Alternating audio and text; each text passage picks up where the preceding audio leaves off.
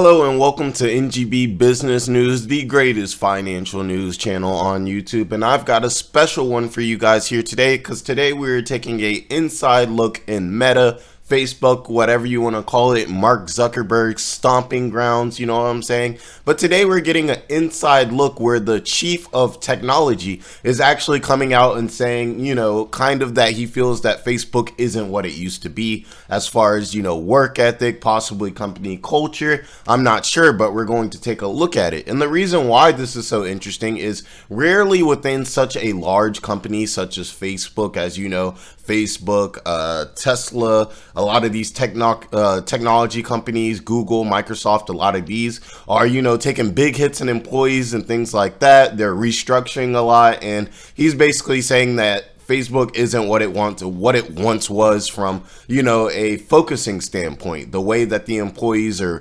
working and the types of moves that it is making in this, new economy. So I'm not going to hold you up. If you guys like this type of daily business content and things like that, please like, comment, subscribe. I appreciate all the help that you guys give me for sure, but I don't want to hold you up. So let's go ahead and get into this article. All right. So this article says Meta technology chief Bosworth implies the company has lost focus. This will be a very interesting thing for us to look into because we can really kind of see, you don't really know what's going on the ins and outs of these companies. So it's pretty interesting to see him kind of, out the company that he's been working at since almost the beginning, I believe. Now it says Meta technology chief Andrew Bosworth, one of Facebook's earliest employees, wrote on his personal blog over the weekend that the company was more focused in its initial days. He described some of the problems that come with getting big. Obviously, if your company gets bigger, you have to deal with more employees, more lawsuits, finding access to more materials, and it can just make things a lot, tougher. There's also a lot more eyes on you. So let's say if there's some kind of scandal or there's some type of issue, you're a lot more likely to have to deal with a lot of troubles. That's why they talk about more money, more problems. You feel me? Let's continue. Now, in a post titled Focus, Bosworth contrasted the years of startup life when he got little sleep, kept a poor diet, and had no hobbies with a mature company that has many people weighing on product features and enough money to pay for less important things. Excuse me. As you guys know, when you start up a company, that's really how it's going to be. A lot of times it's, a few guys in a garage that spend, 12, 16-hour days in that garage simply focusing on that. And that's what makes these companies become so great when they, decide to get some scale. Now it says resources and time were so tight that you could feel the weight of all the things you weren't working on, said Bosworth, who started the post by saying he was something like the 10th engineer at the company. You had real conviction that the thing you were doing was the most important thing. And yeah, that's true. Think about it. If you have 1,000 employees, everybody can be off doing their own thing. Somebody's, setting snacks in the break room. Somebody's working hard, coding the next big feature, that could be on the app. But when there's 5 guys who are all working on it, everything that they're doing is directly correlated to success at the company. You know what I'm saying? It's not like some people are working on really important things and other people are working on, menial tasks that kind of keep the company flowing and may not even have to do with the app or the website itself. But when there's such a smaller team like that, everybody has to be doing something that is very big and worth. In other words, you have no choice but to prioritize when, a company is small. Now, Bosworth's post landed just days before Meta's fourth quarter earnings report, which is to be released after the bell on Wednesday. And that's why I'm surprised. Excuse me, man, I'll be honest today. That's why I'm surprised he was actually coming out here and saying these things, because I feel like if you say something like this could definitely, influence people to leave the stock. And I don't know, maybe he wants the price of Meta to go down a little bit, but this would not be good. So let's say that, that the earnings report comes out and the earnings report is lower than expected, along with him also saying that he believes that the culture of the company is a little, I guess you could say, lazier, or like he said, not as focused. This could really bring the stock price down, because you got somebody from the inside that's talking trash and is being backed up by the numbers. Then why would the investor think that things are going good at Meta? Now, It says the Facebook parent company is expected to report its third consecutive quarterly sales drop with, oh my gosh, I'm yawning today, with analysts projecting another decline in the first quarter. Now, it says they lost 2/3 of their value last year. And this is expected. All of these technology stocks have been cutting tons of employees, and they've been just losing a ton of value. And that's why they're cutting employees, because their operating expenses were getting way too high for the revenue that they were bringing in, which was a lot lower. Now, he was promoted to the top tech post in 2001, replacing Mike, Schroepfer, who had been at the company since 2008. Bosworth is overseeing Meta's ambitious and costly endeavor to develop the digital world of the metaverse, which CEO Mark Zuckerberg said will define the company's future. So, obviously there's this whole thing about the metaverse coming out. That's kind of died down a little bit, especially as crypto and NFTs have really started to look bad. There's been a lot of scams associated with them. And, essentially crypto and NFTs are supposed to be, some of the building blocks for the metaverse. Crypto is supposed to be some of the cash flow or currency that comes through the metaverse, and basically, how you buy things and stuff like that in the metaverse. And things like NFTs would be kind of like property in the metaverse. It'd be almost like if I owned a Da Vinci painting up in here and it would have some worth, it would be kind of like in the metaverse, then I would have, a NFT and it could have its own worth. Now, he said, while he acknowledged he doesn't miss startup life, I do miss the profound sense of focus. Oh my gosh. I need a coffee. Can somebody coffee me, please? Now, with limited money and resources, we were constantly tight on servers, on memory, and bandwidth. But over time, Facebook experienced some product sprawl, putting effort into too many different projects. In contrast, using nonprofits as example, he notes that some of the early days of the company, employees will ask Zuckerberg to support a group or cause. And it said that Mark would always say no. He would explain that it isn't that we don't care about good causes, it's that our comparative advantage isn't going to be able to make good donations. And I believe that too.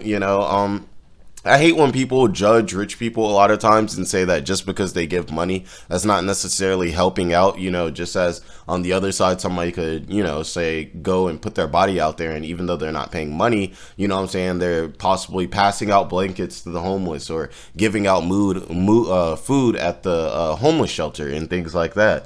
And why I think it's so important is because you have to realize a lot of these rich people had to do a lot of things that they had to do to be able to give this money. So you really have to appreciate it and not really attack the person. Think how much it takes to be able to have the ability to give $3 million to a charity or something like that. Just because you may not be the nicest person or something like that, let's keep it a stack. Those children or the people who are going to reap the benefits of those $3 million don't care where it came from. They don't have the circumstances to care how the person who's giving it really feels. And I feel like I always thought it was kind of ugly when people kind of knock rich people who just kind of give money but maybe not put their own body out there on the line. I think that there's different ways that you can show, your be charitable and everything like that. And he's basically saying this. He's saying our company's not even established yet. Let's get established. Let's really get these profits, these revenues flowing, and then we can start giving away money, which I think is the way to do it. Now, that changed as the company got bigger. More employees asked for Facebook contribute, and there was enough money to do it. And considering there's nothing bad about supporting nonprofits, we just stopped saying no. Yeah, they had the money, they had the resources to be able to go and finally help some people out, and then that's what they did. If you got $10, you're probably not going to be likely to give a homeless person $1 or $2. But if you got $1,000, you're going to be like, whatever, it's fine. He says, I picked a cultural example here, but that exact same thing happens in our products at a larger scale and with higher stakes. So it's not always giving money to nonprofits. It could just be like, hey, so do we want to work on this project? No, we don't have time for it. No, we don't have the resources for it. Let's concentrate. And like he said, he used the word focus here, because that's really the meat of what is going to be bringing us revenue. And let's focus on that, because we just don't have the resources to be spreading them everywhere. Now, he didn't specify any areas where the current version of Meta lacks focus, and he said the company has a core feature offering that is strong. He did offer an example of how the company can still get off track, though. He said a small feature idea that comes up serves a subset of the market, but it isn't too hard and isn't a bad thing, so we indulge. So he's basically saying like only a certain features are only things that certain people on Facebook will want. Like it's almost this idea here. Let's say that there's a new feature that Facebook can add. It's going to cost them, let's say, $30 million to implement it, and it's only going to really help or benefit, 10 to 15% of, their customer base. You have to think at that point in time, all right, should we really be focusing on this if it's only going to, help 10% of our customer base? Or are we better off, looking into projects that are, going to have a bigger impact, that kind of thing. And that seems to be what he's saying the problem is that we're getting a lot of little projects that we're focusing on because we feel like we have the resources, we feel like we have the time and everything like that. But he's saying it's really starting to become a distraction and a focus away from some of the primary goals that he thinks should be at Meta or Facebook, whatever you want to call it. Now, it says Meta investors have been urging the company to focus on its core online ad business, which has come under pressure from a number of challenges, including the weak economy and increased competition. Yeah, as you know, this is things like we've said that all tech stocks are dealing with right now, the weak economy and increased competition. TikTok is big right now. TikTok is big. YouTube is big. Snapchat, not so big, but still there. Instagram is big, you know what I'm saying? So, well, I believe Meta owns Instagram, I believe. But you guys get the point. There's a lot of social media sites that are out here that are doing big things. Facebook is not the big dog that it used to be once in the day. And so they're saying, hey, well, we really want you guys, investors are saying, we really want you guys to focus on ad revenue because that's really what brings in the cash. And they're saying you guys are kind of straying away from it and you're looking to cater to certain groups that are small, and that's not really going to help us promote revenue, even though it may make the app a better place or a more comfortable place, like I said, for certain people. Now, Brad Gerstner, the CEO of a limiter capital and Meta investor, wrote in an open letter to the company in October that they need to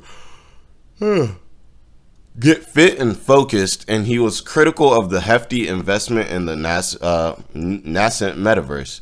Now he's pretty much just saying, like, guys, we need to get it right. In November, Meta said it would lay off over 1,000 employees as part of its plan to cut costs amid a tough digital advertising market. And as you guys know, I'm not sure how many employees Meta really has, but 11,000 employees, especially in the tech sector, that's a lot of people, because normally they don't need a crazy amount of employees. It's not like a car manufacturing plant where you're going to have a lot of people real hands-on putting pieces on cars and things like that. It's more so normally social media people, software engineers, things like that, public relations people. So you normally don't need as many people, and so 11,000 lets us know they're taking a big hit, and it is about time for it. It appears though that it is about time for them to start getting some of those core values they used to have. It's a bad economy. There's a lot of time where businesses really need to buckle down, try to save as much money as they can, and essentially stick it out until the economy gets a little bit better. Companies are willing to pay more for ad revenue and everything like that.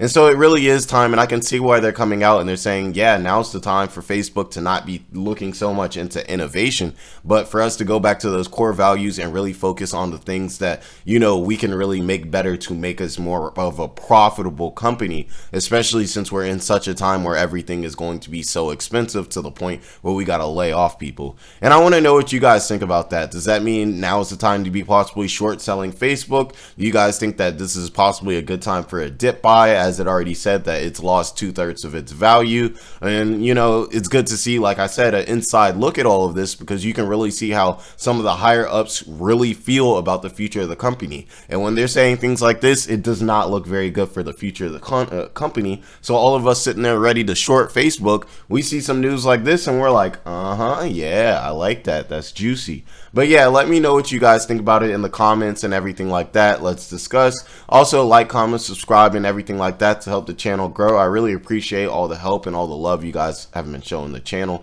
I cannot ask for any more from you. Now, you guys all have a great day, and maybe short a little Meta, short a little Facebook, because let's keep it a stack. The metaverse is not coming anytime soon.